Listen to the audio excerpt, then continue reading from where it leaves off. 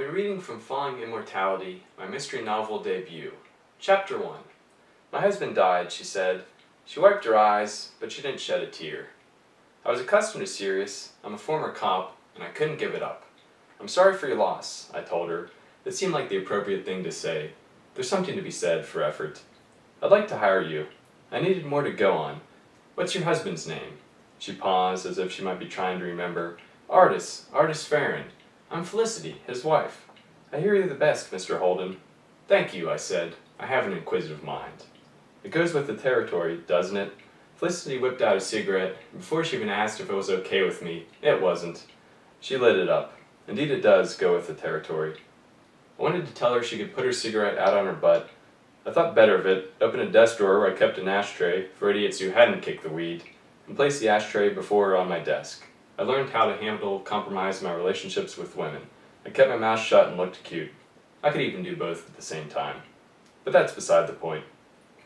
Felicity had blown into my office in a blue skirt, 2 inches too short.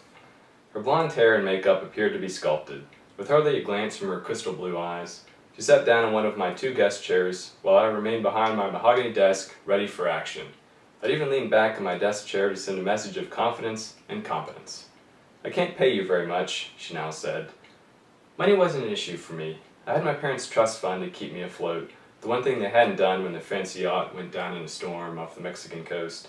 The PI business didn't pay all that well, and neither did the cop business, but I loved the work. I cleared my throat and told her, if I solve it, we'll talk about my fee. I have reasonable rates. Like Motel 6? Exactly. Only I'm better looking.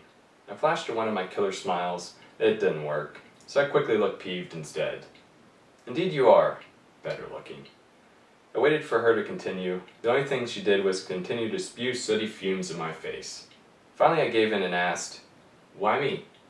Felicity took a long drag on her cigarette. The cops haven't been much help. It's been 2 years now, but they've done nothing to solve it. To read the rest of Chapter 1, or learn more about my main character, Casey Holden, or about me, please visit my website, www.robertdowns.net.